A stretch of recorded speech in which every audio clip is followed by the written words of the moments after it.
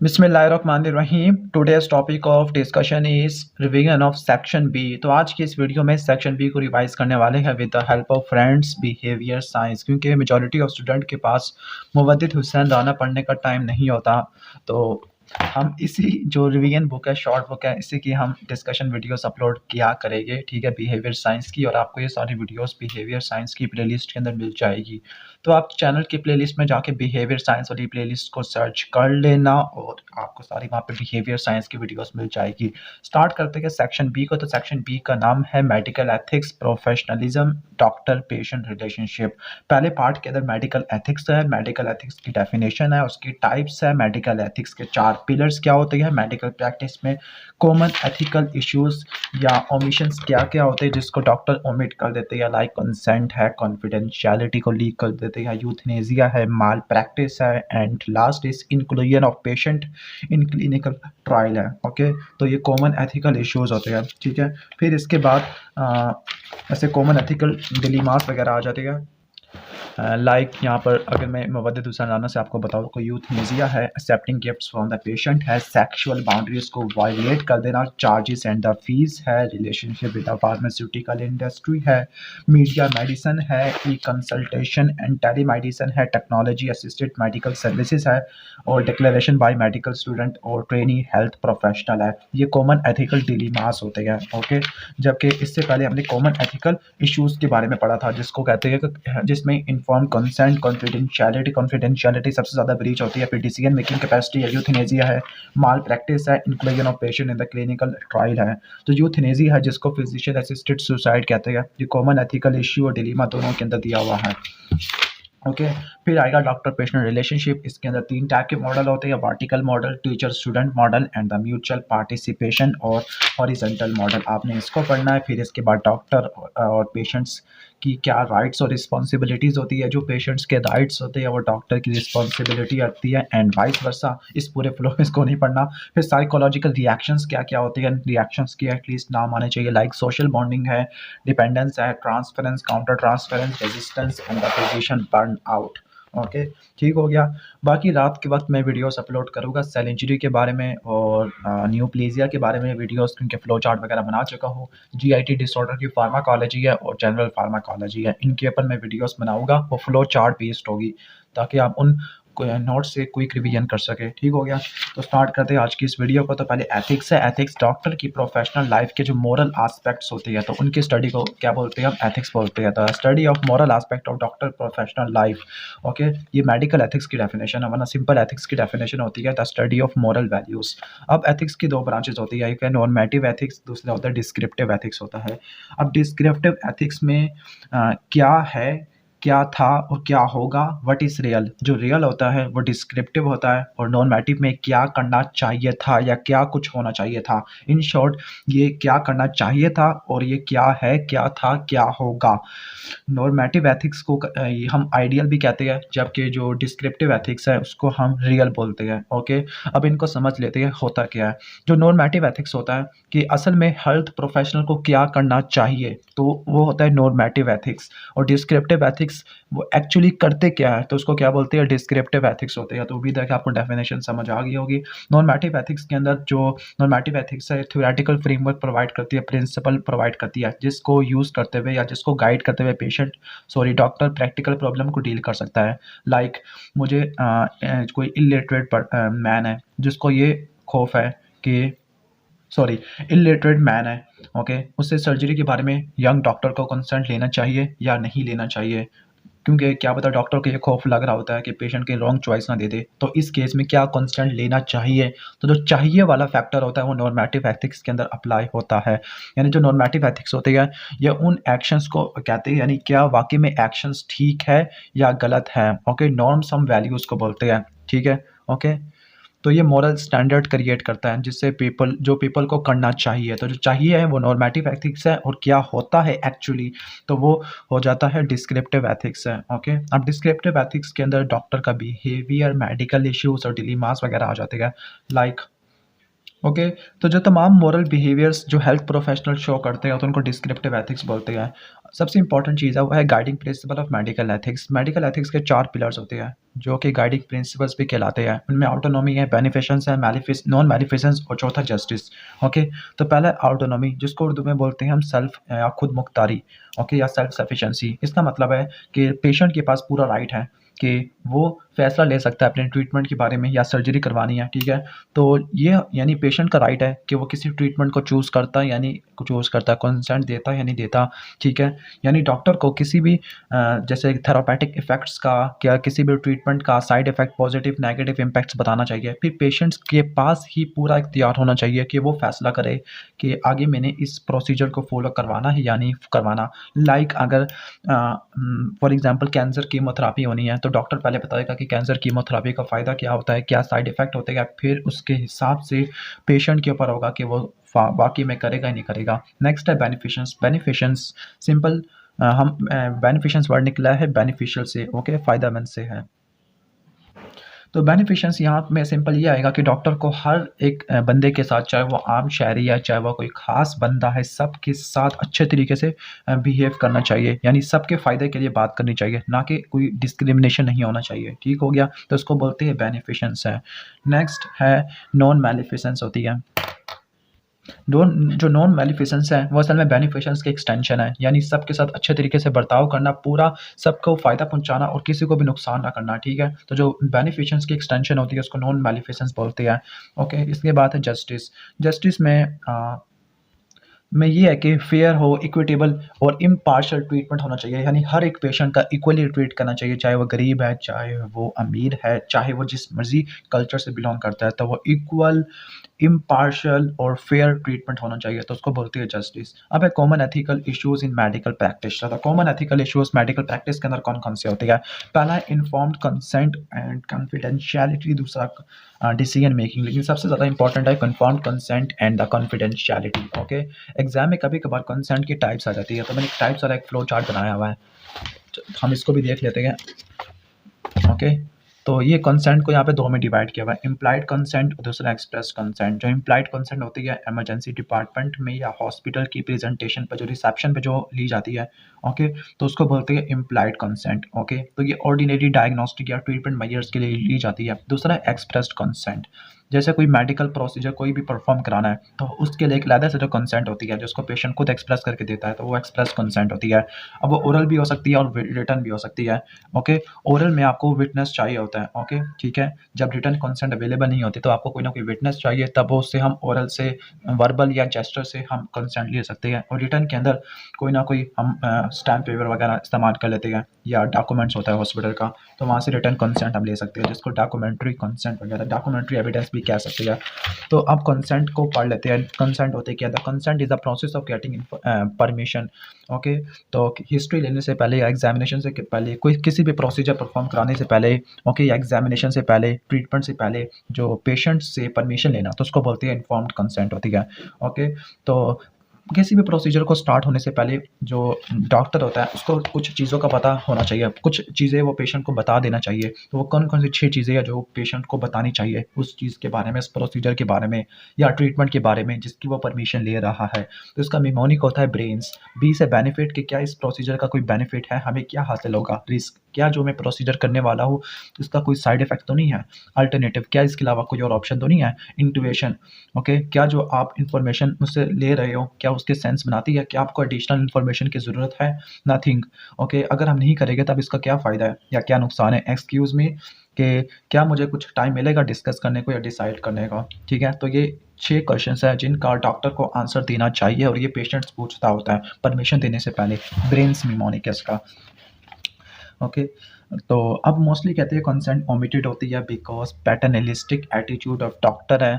Okay, doctor thinking that patient ignorant patient है। Doctor कहता है कि अगर पेशेंट ने कंसेंट देने में टाइम लगा दिया तो फिर क्रूशियल टाइम वेस्ट हो जाएगा। ओके, ठीक है। और डॉक्टर नॉर्मली कहती है कि डॉक्टर रहमदिल होते हैं हर पेशेंट के साथ, उनकी लाइफ बचाने के लिए होती है। जो कंसेंट की जो एज होती है वो 16 ईयर्स होती है, लेकिन फ्रेंड्स के अंदर कुछ चीज़ें मिसिंग है। फॉर एग्जाम्पल कभी कभार एग्जाम में आ सकता है कि किन किन कंडीशन के अंदर इन्फॉर्म्ड कंसेंट किसी काम की नहीं होती। ओके, और ये भी आ सकता है कि कि कंसेंट किसका रिफ्लेक्शन होती है, तो कंसेंट ऑटोनॉमी का रिफ्लेक्शन होती है। यानी ऑटोनॉमी का मतलब है कि पेशेंट के पास पूरा इख्तियार होता है किसी भी चीज़ को या किसी भी प्रोसीजर को फॉलो करने का या नहीं फॉलो करने का। इन्फॉर्म्ड कंसेंट की एक्सेप्शन आ जाती है, लाइक अगर इमरजेंसी एक्सीडेंटल डिपार्टमेंट में कोई बंदा आया है, अनकॉन्शियस या अलोन है, लाइफ सेविंग मेजर्स चाहिए, 16 से नीचे है ये जो कंसेंट होती है, ठीक है, या उसकी कैपेसिटी नहीं है, इम्पेयर्ड कैपेसिटी है, ओके, तो इन कंडीशन के अंदर कंसेंट नहीं ली जाती, ओके।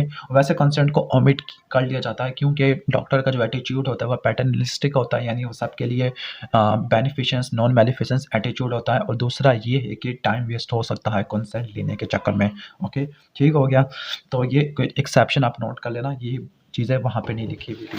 अब इसके बाद नेक्स्ट टॉपिक है कॉन्फिडेंशियलिटी। तो कॉन्फिडेंशियलिटी इसका मतलब क्या होता है? कॉन्फिडेंशियलिटी का मतलब है कि पेशेंट की इन्फॉर्मेशन को सीक्रेट रखना, बाहर इनको ज़ाहिर ना कर देना। तो कॉन्फिडेंशियलिटी का मतलब है कि क्लाइंट की इन्फॉर्मेशन को अपने और क्लाइंट के दरमियानी महदूद रखना, किसी और बंदे को, यहाँ तक कि अपने कोलीग्स को, फ्रेंड्स को या फैमिली को भी इन्वॉल्व ना करना, सिर्फ इन्फॉर्मेशन को अपने और उस क्लाइंट के दरमियान ही महदूद रखना। कॉन्फिडेंशियलिटी एक फोर मोस्ट पार्ट होता है हिपोक्रेटिक ओथ का, कहते हैं कि सबसे ज़्यादा यही ब्रीच हो जाता है, कॉन्फिडेंशियलिटी है, ओके।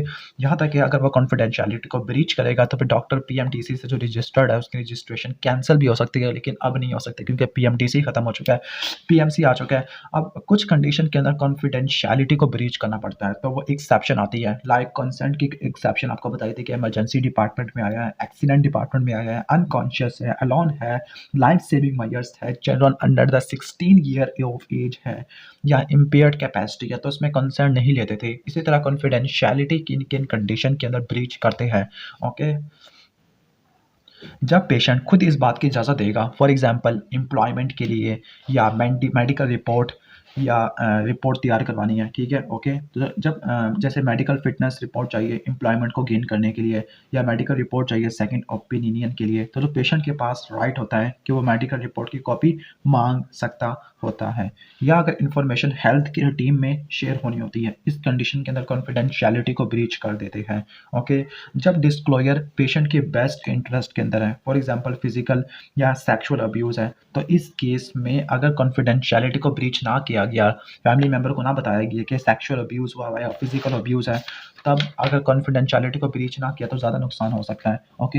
यानी जब डिस्क्लोजर फैमिली के इंटरेस्ट, पेशेंट की बेस्ट इंटरेस्ट में है, या अगर पब्लिक के बेस्ट इंटरेस्ट में है, फॉर एग्जांपल अगर कोई पागल बंदा है या किसी को एचआईवी है, तो इस केस में कॉन्फिडेंशियलिटी को ब्रीच हम कर सकते हैं, क्योंकि अगर ना किया तो फिर एचआईवी दूसरों तक जाके फैल सकता होता है। या किसी लेजिस्लेटिव रिक्वायरमेंट के केस में, फॉर एग्जांपल कुछ इन्फेक्शियस डिजीज होते हैं लाइक कॉलेरा, स्मॉल पॉक्स है, प्लेग है, तो पब्लिक हेल्थ केयर जो कानून होते हैं उनके मुताबिक कॉन्फिडेंशियलिटी को ब्रीच कर सकती है।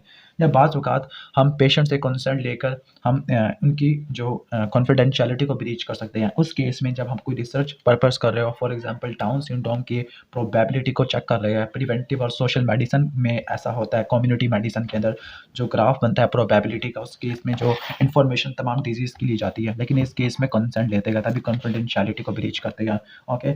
इसके बाद है medical issues and the issues of consent and the confidentiality के, ओके। तो वही कहता है कि जिस तरह आम डॉक्टर्स होते हैं वो कंसर्न और कॉन्फिडेंशियलिटी का पूरा ख्याल रखते हैं, इसी तरह मेडिकल स्टूडेंट को भी ये काम करना चाहिए, मेडिकल परमिशन वगैरह लेनी चाहिए, बस इसमें काम की बात कुछ खास नहीं है, ओके। तो अब यहाँ पर जो इस कॉमन एथिकल जो इश्यूज़ थे, तो पहला इन्फॉर्म्ड कंसेंट और कॉन्फिडेंशियलिटी है, दूसरा डिसीजन मेकिंग कैपेसिटी है। डिसीजन मेकिंग कैपेसिटी पेशेंट के हवाले से देखते हैं, यानी इसका मतलब होता है the ability of the patient to understand the nature of their illness, कि अपने उनके बीमारी का पता होना चाहिए, ट्रीटमेंट के ऑप्शंस का भी पता होना चाहिए, और जो डिसीजन उन्होंने लिया है लाइक कीमोथेरेपी करवानी है तो उसकी कॉन्सिक्वेंसेस का भी पता होना चाहिए, ओके। तो इन तीनों चीज़ों की अंडरस्टैंडिंग को बोलते हैं डिसीजन मेकिंग कैपेसिटी। तमाम अडल्ट के पास ये कैपेसिटी होती है कि वो अपने डिसीजन ले सकते हैं regarding health and treatment, okay. कभी कभार अगर पेशेंट कोमा के अंदर या न्यूट्रल स्टेट, जिसको वेजिटेटिव स्टेट बोलते हैं, उसमें गया हुआ हो, तो इस केस में रिलेटिव डिसीजन वगैरह दे सकते हैं, ओके। इसके अलावा अगर ब्रेन डेड पेशेंट है, ब्रेन की अगर वगैरह इंजरी है, तो इस केस में जो डिसीजन होती है of the maintenance of the life support, वो भी रिलेटिव्स वगैरह से लेके दी जा सकती है, ओके। लेकिन माइनर केस में अगर फॉर एग्जांपल अगर बच्चे हैं तो उनके लिए जो डिसीजन मेकिंग कैपेसिटी है वो पेरेंट्स के पर शिफ्ट हो जाती है, ठीक हो गया। लेकिन जो अडल्ट होते हैं, टीनेजर्स होते हैं, उनको अपने डिसीजन खुद लेने चाहिए regarding the health and regarding the treatment, okay, ठीक है। अब यहाँ पे लिखा हुआ है कि religious belief of a individual can not be influenced और क्रिटिसाइज्ड इन इनफॉर्म्ड डिसीजन मैटर। वैसे बड़ा अजीब बोरिंग टॉपिक है, ओके। तो इसको आई थिंक इसको स्किप करते हुए आगे चलते हैं। इसके बाद है यूथनेसिया, तो थोड़ा सा इंपॉर्टेंट है। बाज़ वक़्त ऐसा होता है कि किसी एक पेशेंट को पता होता है कि मैंने 3 महीने बाद मर जाना है, लेकिन उसको बहुत ज़्यादा तकलीफ़ होती है, बहुत ज़्यादा अज़ियत होती है। वो डॉक्टर से कहता है कि डॉक्टर साहब मुझे अभी ही मार दो, मुझे तकलीफ़ बर्दाश्त नहीं हो हमारी।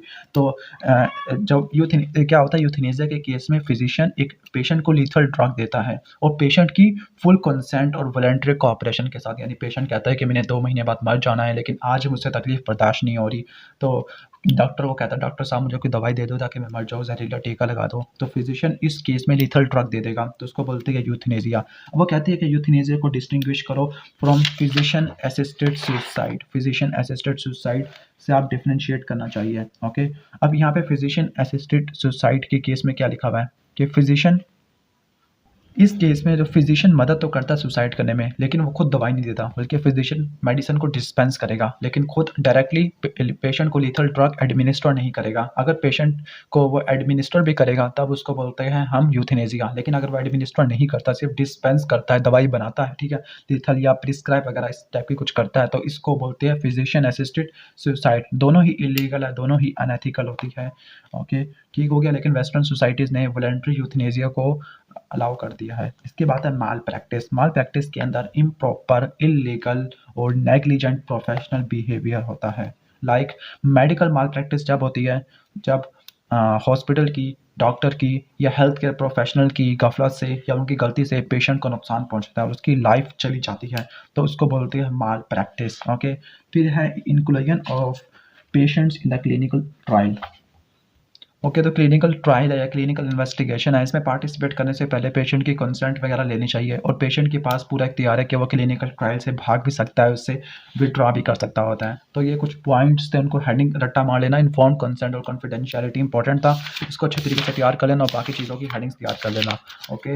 इसकी बात है common ethical dilemmas in the doctor life के, ठीक है।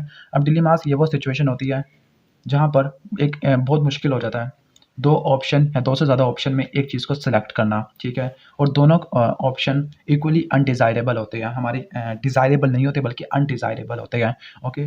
तो 2 ऑप्शन में से किसी एक ऑप्शन को सिलेक्ट करना, इन सिचुएशन को, डिफ़िकल्ट सिचुएशन को डिलेमास बोलते हैं।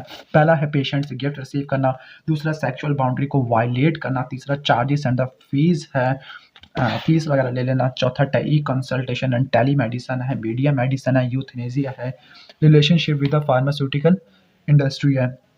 तो इस केस में ये सारे के सारे कॉमन एथिकल डिलेमास या प्रॉब्लम्स हो जाती है। पहला है accepting gifts from the patients, okay, ठीक है। अब होता क्या है कि बाज़ औक़ात एक पेशेंट क्रिटिकल हालत में इमरजेंसी में आया और डॉक्टर वहाँ पे थे, उन्होंने उसकी जान बचा ली। अब जो उसके रिलेटिव्स होते हैं, उसके फैमिली मेंबर्स होते हैं, वो कुछ गिफ्ट्स वगैरह देना शुरू कर देते हैं as an expression of gratitude, okay, यानी वो उसका शुक्रिया अदा करना चाहते थे। तो इस केस में वो गिफ्ट देते हैं डॉक्टर को। तो जो डॉक्टर वैसे ये कहा है कि डॉक्टर को क्या करना चाहिए, सक्सेसफुल ट्रीटमेंट के बाद ही गिफ्ट लेना चाहिए और वो भी गिफ्ट किस टाइप का होना चाहिए, फ्लावर के बौके होने चाहिए या मिठाई का एक डब्बा हो सकता है या चॉकलेट्स होती है। ट्रीटमेंट के एंड में देना, शुरू में या दरमियान में कभी नहीं देना, लास्ट में देना है। लेकिन कॉमन कॉमन एथिकल डिलेमास ये होते हैं कि जो पेशेंट्स होते हैं वो इनके फैमिली मेंबर एक्सपेंसिव गिफ्ट्स या कुछ ज़्यादा अननेसेसरी गिफ्ट्स देना शुरू कर देते हैं, ओके। तो डॉक्टर को क्या करना चाहिए, डॉक्टर को ये नहीं करना चाहिए कि गिफ्ट्स रख ले, बल्कि उनको ये कहना चाहिए कि ये मेरी प्रोफेशनल एथिक्स के खिलाफ है, ये मेरी ड्यूटी थी और मैंने अपना काम निभाया है, ठीक है, तो मैं ये गिफ्ट नहीं ले सकता और अपने वो सारे तोहफे वापस कर दे। इसके बाद है सेक्सुअल बाउंड्री वायलेशन होती है कि डॉक्टर फेलोज के साथ, सीनियर्स के साथ, जूनियर कॉलीग्स के साथ, नर्स के साथ, पैरामेडिकल स्टाफ के साथ, पेशेंट के साथ, उनकी फैमिली के साथ काम करते गए विद द लॉन्ग आवर्स, ठीक हो गया, ओके, विदाउट क्लियरली डिफाइंड, यानी वहाँ पर डिफरेंट उम्र के होते हैं, जैसे पैरामेडिकल स्टाफ डिफरेंट एज का हो सकता है, जेंडर भी हो सकते हैं डिफरेंट, और सोशल क्लासेस के मेंबर्स होते हैं, ओके। तो उनको ये करना चाहिए कि जो सेक्सुअल बाउंड्रीज है उसको वायलेट नहीं करना चाहिए, ओके, बल्कि अपने काम पर फोकस करना चाहिए। तो सेक्सुअल बाउंड्री को वायलेट करना ये इलीगल और अनएथिकल होता है। नेक्स्ट है charges and the fees, patient, colleagues, teachers and the medical student, okay. कहती है कि एथिकल होता है कि कंसल्टेशन से मशवरा लिया है या प्रोसीजर करवाया है, एग्जामिनेशन करवाया है, तो उसके लिए फ़ीस को चार्ज करना, और जो फ़ीस होती है वो एवरेज सिटीज़न यानी आम शहरी के लिए काबिल कबूल होने चाहिए, यानी वो उसको अफ़ोर्ड कर सकता हो, ठीक हो गया। अभी ऐसा ना होना चाहिए कि गरीबों के लिए कुछ और है, अमीरों के लिए कुछ और होती है, ओके। और वैसे ये लिखा हुआ है कि जो ट्रेडिशनली होते हैं, डॉक्टर को अपने कोलीग से, टीचर से और मेडिकल स्टूडेंट से कोई फ़ीस लेने की ज़रूरत नहीं होती। तो अगर कोई भी आपसे, जैसे अगर आप मेडिकल स्टूडेंट हैं और किसी डॉक्टर के पास जाते हैं और वो आपसे फ़ीस लेता है, तो आपने अपना क्या दिखाना है, अपनी किताबें दिखा देना, बिहेवियर साइंस की लाइन दिखा देना, तो आपको फ्री में दे देंगे। इसके बाद है e consultation and the telemedicine. तो ई कंसल्टेशन और टेलीमेडिसिन में आपने देखा होगा टीवी चैनल्स के ऊपर या यूट्यूब के ऊपर, फेसबुक के ऊपर बहुत सारे डॉक्टर्स होते हैं, ठीक है। तो वो हेल्थ इंफॉर्मेशन को, हेल्थ एजुकेशन को प्रमोट कर रहे होते हैं, ये ठीक है। लेकिन ऐसा नहीं होना चाहिए कि यूट्यूब के ऊपर, टीवी के ऊपर किसी भी डिजीज़ को डायग्नोस करना शुरू हो जाए, क्योंकि जो मोस्टली ये जो एथिकली रॉन्ग होता है डायग्नोसिस करना, फेस टू फेस ही डायग्नोसिस होना चाहिए। Media and the medicine, okay. जो रिपोर्टर्स होते हैं उनको साइंस और टेक्नोलॉजी का कुछ भी नहीं पता होता, ओके। तो वो साइंटिफिक ट्रुथ के बजाय सेंसेशनलिज्म के ऊपर बिलीव करते हैं, ओके। फॉर एग्जांपल एक रिपोर्ट पेश की गई थी कैल्शियम चैनल ब्लॉकर के ऊपर, जो सेंसेशलाइज यानी जो किसी ने सेंस किया था रिपोर्ट में कि कैल्शियम चैनल ब्लॉकर लेने की वजह से उसके डिफरेंट साइड इफेक्ट होते हैं, तो लोगों ने एंटी हाइपरटेंसिव ड्रग के अंदर कैल्शियम चैनल ब्लॉकर को ही निकाल दिया। अब क्या एंटी हाइपरटेंसिव ड्रग को, कैल्शियम चैनल ब्लॉकर को निकाल दिया अपने ड्रग रेजिमेंट से, तो उसके साइड इफेक्ट आना शुरू हो गया और हार्मफुल आना शुरू हो गया, ओके। तो मीडिया और मेडिसिन, अब इनको इतना ज़्यादा भी एक लिंक ना बनाया जाए। जैसे आपने हर बुक के शुरू में पढ़ा होगा कि medicine is a growing field है, जब भी कोई नई चीज़ आती है तो फिर इसके अगेंस्ट डिफरेंट प्रिकॉशन वगैरह आना शुरू हो जाती है। तो जो ये मटेरियल है ये सिर्फ एजुकेशन पर्पस के लिए है, पेशेंट के ऊपर अप्लाई ना शुरू कर देना। तो ये डिस्क्लेमर हर किताब से पहले लिखा हुआ होता है। मीडिया एंड मेडिसिन के बाद नेक्स्ट है यूथनेसिया है। यूथनेसिया को वैसे इससे पहले उन्होंने फिजिशियन असिस्टेड सुसाइड, दोनों के दोनों क्या होती है, पेनलेस किलिंग होती है पेशेंट की फ्रॉम इनक्यूरेबल और painful disease. For example patient एक लास्ट टर्मिनल स्टेजेस के ऊपर खड़ा हुआ है, तो वो कहता है कि मुझे मार दो, उसको बोलते हैं मर्सी किलिंग। यूथनेसिया और फिजिशियन असिस्टेड सुसाइड दोनों के दोनों इलीगल और अनएथिकल होते हैं। अब इसको डिवाइड किया हुआ है 4 कैटेगरी में। वॉलंटरी है, जब पेशेंट डिसीजन दे। इनवॉलंटरी है, पेशेंट के कंसेंट से डिसीजन लिया गया है। पैसिव है, okay. For example life saving measures को स्टॉप कर दिया, मेडिसिन को स्टॉप कर दिया, वेंटिलेटर को रिमूव कर दिया है। और एक्टिव है कि deliberately taking the patient life, okay. तो ये 4 टाइप्स होती है यूथनेसिया। इसके बाद relationship with pharmaceutical industry. Pharmaceutical industry doctor को पकड़ लेती है, कहती है कि आप हमारे कंपनी की दवाइयाँ प्रमोट करो, हम आपको पैसे देंगे। तो जो डॉक्टर और फार्मास्यूटिकल इंडस्ट्री होती है इनका प्रोफेशनल रिलेशनशिप होता है, लेकिन कुछ ज़्यादा रिलेशनशिप को यूज़ करना पर्सनल गेन के लिए, ठीक है, तो ये अनएथिकल होता है, ओके। कुछ हद तक होना चाहिए। अब ऐसा होता है कि जो फार्मास्यूटिकल इंडस्ट्री होती है लंचेस, डिनर और मीटिंग ऑर्गेनाइज करती है होटल्स के अंदर, ओके, ताकि अपनी मेडिसिन को प्रमोट करे, लेकिन डॉक्टर को इन सरगर्मियों से दूर भागना चाहिए, ओके, ठीक है। और डॉक्टर को सिर्फ वो मेडिसिन प्रिस्क्राइब करनी चाहिए जो कॉस्ट इफेक्टिव होती है और जिसकी एफिकेसी ज़्यादा होती है। ऐसा ना हो कि वो फार्मास्यूटिकल इंडस्ट्री से जिसके ज़्यादा पैसे खाए हुए हो उनकी मेडिसिन को प्रमोट करे। अब है rights and responsibilities of patient.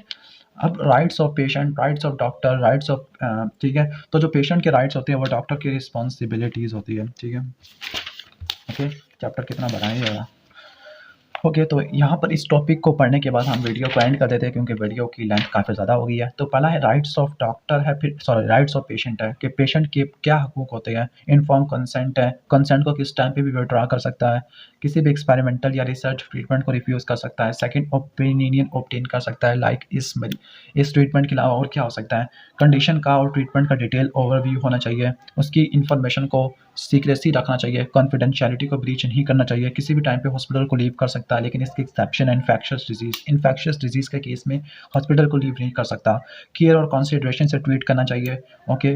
Doctor से मेडिकल फाइल को रिक्वेस्ट कर सकता है, ले सकता है, ओके। लीगल एडवाइस ऑब्टेन कर सकता है किसी भी डॉक्टर, दूसरे डॉक्टर से, अपने फ्रेंड से, रिलेटिव से या दूसरे मेंबर से कॉन्टैक्ट कर सकता है, ओके। अपने बच्चों के साथ या फैमिली मेंबर के साथ रह सकता है, लेकिन कुछ कंडीशन होती है जहाँ पर सेपरेशन नेसेसरी होती है फॉर मेडिकल रीज़न। तो ये थे राइट्स ऑफ डॉक्टर। अब पेशेंट की क्या पेशेंट के राइट्स या पेशेंट की रिस्पॉन्सिबिलिटीज़ क्या होती है, ओके। पेशेंट को अपनी पूरी मेडिकल हिस्ट्री का पता होना चाहिए, यानी ये जो पेशेंट की रिस्पॉन्सिबिलिटीज़ है हमारे राइट्स आ जाते हैं, ओके। जो भी ट्रीटमेंट एडवाइस दे रहे हैं तो उसको इसका इत्तफाक करना चाहिए, ओके। अपॉइंटमेंट रेगुलरली होनी चाहिए, ठीक है, जिस दिन बुलाया उस दिन आ जाए। डॉक्टर को इन्फॉर्म करे अगर वो दूसरे हेल्थ प्रोफेशन से ट्रीटमेंट ले रहा है, ओके। उसको पता होना चाहिए कि इसके जो ट्रीटमेंट के चार्जेस है वो किस तरह से बेस्ट कवर हो गए, ओके, ओके। डॉक्टर के साथ अच्छे तरीके से कॉन्टैक्ट करे। कहीं ऐसा बाज़ वक़्त ऐसा होता है कि पेशेंट को कुछ मामूली बीमारी होती है, लेकिन वो डॉक्टर को काफ़ी सारा टाइम ज़ाया कर देता है। दूसरे पेशेंट्स के जो टाइम होता है डॉक्टर के लिए, उसको वेस्ट कर देता है। अब राइट्स ऑफ डॉक्टर है, अब डॉक्टर के क्या हकूक होते हैं कि किसी भी कहने का मतलब एक्शन को, प्रोसीजर को और इंटरवेंशन को रिफ्यूज़ कर सकता है, अगर वो इसकी प्रोफ़ेशनल एथिकल लाइफ़ से अगेंस्ट में जाते हैं, ठीक है? ओके, वो किसी भी इंडिविजुअल को रिफ्यूज़ कर सकता है, लेकिन अगर किसी की जान खतरे में हो, तब वो रिफ्यूज़ नहीं कर सकता। अब इसकी रिस्पॉन्सिबिलिटीज़ क्या होती है, क्या करना चाहिए? तो साइंटिफिक इन्फॉर्मेशन प्रोवाइड करे, पेशेंट के डिसीजन का रिस्पेक्ट करे, पेशेंट के इंटरेस्ट का एहतराम करे, ओके, और टेकिंग इन्फॉर्म्ड कंसेंट, कंसेंट लेनी चाहिए किसी भी प्रोसीजर, ट्रीटमेंट, हिस्ट्री, एग्जामिनेशन से पहले। ओके, अब है डॉक्टर पेशेंट रिलेशनशिप है, 3 मॉडल्स लिखे हुए हैं। पहला है वर्टिकल मॉडल। वर्टिकल मॉडल के अंदर डॉक्टर सारा का सारा यानी सारा ज़िम्मा डॉक्टर के पास होता है, पेशेंट का इसमें रोल नहीं होता। लाइक अगर पेशेंट अनकॉन्शियस है, सारा काम डॉक्टर करेगा। टीचर स्टूडेंट के अंदर जो डॉक्टर होता है वो डोमिनेट करता है, ठीक है? किसी चीज़ को कंट्रोल पेशेंट को कंट्रोल करता है, पेशेंट को गाइड करता है। जिस तरह एक टीचर होता है वो स्टूडेंट को गाइड करता है। लाइक अगर पेशेंट सर्जरी से रिकवर कर रहा है, तो डॉक्टर पेशेंट को गाइड करेगा कि आपने इस तरह से बैठना है, ठीक है? इस तरह से चलना है। लास्ट है म्यूचुअल पार्टिसिपेशन और हॉरिजॉन्टल मॉडल। इसके अंदर डॉक्टर और पेशेंट दोनों ने मिल के काम करना है ताकि हेल्थ को रिकवर कर सके। ओके, जो पेशेंट होता है वो फुली अवेयर होता है, एक्टिव रोल प्ले करता है। लाइक डायबिटीज़ को मैनेज करने में डॉक्टर तो दवाइयाँ देगा, हदायत देगा, पेशेंट का अमल करना बहुत ज़रूरी है। ओके, अब ये पूरा सिनेरियो दिया हुआ है जो आई थिंक किसी काम का नहीं है। अब डॉक्टर पेशेंट रिलेशनशिप, अब यहाँ पे कुछ साइकोलॉजिकल रिएक्शंस लिखे हुए हैं जिनको हम नेक्स्ट वीडियो में कवर करेंगे। अगर आपको वीडियो अच्छी लगी है तो वीडियो को लाइक कर देना, चैनल पे नहीं हो तो सब्सक्राइब कर देना। मिलते हैं नेक्स्ट वीडियो में, तब तक के लिए अल्लाह हाफिज़।